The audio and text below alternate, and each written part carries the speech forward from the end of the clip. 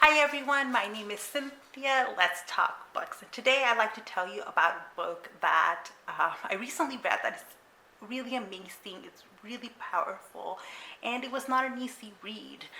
The book was The Devil's Highway by Alberto Urrea. I first heard about this book when American Dirt came out, and there was a lot of controversy about how inaccurate the book was. It turns out the author of that book probably plagiarized sections of one of Urrea's books, and that's how I first heard about it as a must-read instead of American Dirt. I have not read American Dirt, and as of right now, I don't have any plans on it. But I think that if you want a book that speaks to a particular kind of immigrant experience, I think The Devil's Highway is fantastic. It was definitely a five-star read for me. Urrea does a kind of reporting on the story of a group that sometimes gets called the Tucson 12. It's a large group of immigrants that crossed the desert from Mexico to the U.S. Through Arizona. A large group of them died, and at the time it was the largest group of immigrants to have been found in the desert. Some of them survived, and we get their story. That's one of the things Urrea delves into, is the story of these immigrants, and is able to piece together things based on their testimony, what they said out of the hospital. A lot of them would not speak to Urrea because he's a reporter, and so he does a really good job of piecing together their story and really telling it in a really great way. However, what you're going to get in The Devil's Highway is actually a full view of everything, like all different points of view. You get the point of view of the immigrants, which is really important, but you also get the point of view of immigration officials.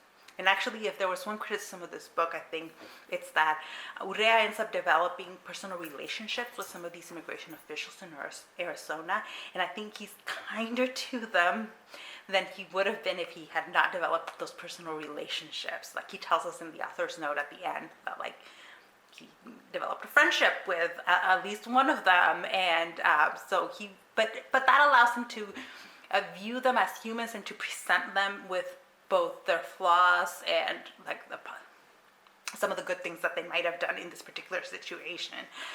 Urrea is also particularly good at telling you this story because he lives in a border town. He lives in Tijuana. And what he does is he gives us the point of view of the border towns involved here, both on the Mexican side and on the American side. I thought that was particularly illuminating about how people live and function when this is part of their daily lives. But obviously the most important chunk here is the immigrant's point of view, and of how he goes back and he tells us what's going on in their home, what was going on at the time at their hometowns and their villages, the politics there, the reasons each of these immigrants had for wanting to take a very dangerous journey across the desert in the summer. Basically why they're willing to risk their lives. He tells us the point of view of the coyotes, and how they make this journey very dangerous for the immigrants too. It's not just the desert, it's the coyotes and the whole system as well. And it's a really powerful read. I tend to shy away from books like this that I know are going to be powerful but really emotional, because I'm an immigrant, and the desert story was not my story. That's not how I came to the U.S.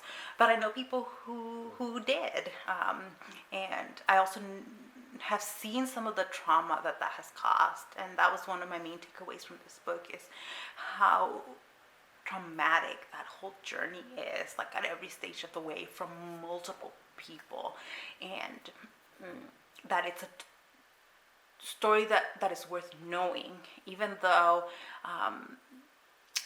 the kind of demographics of the immigrants coming to the U.S. now is different. Right? This story centers around this group of Mexican immigrants coming to the U.S. Now, the net immigration from Mexico to the U.S. is zero, and the vast majority of immigrants coming to the U.S. are coming from Central and South America, at least at the U.S.-Mexican border.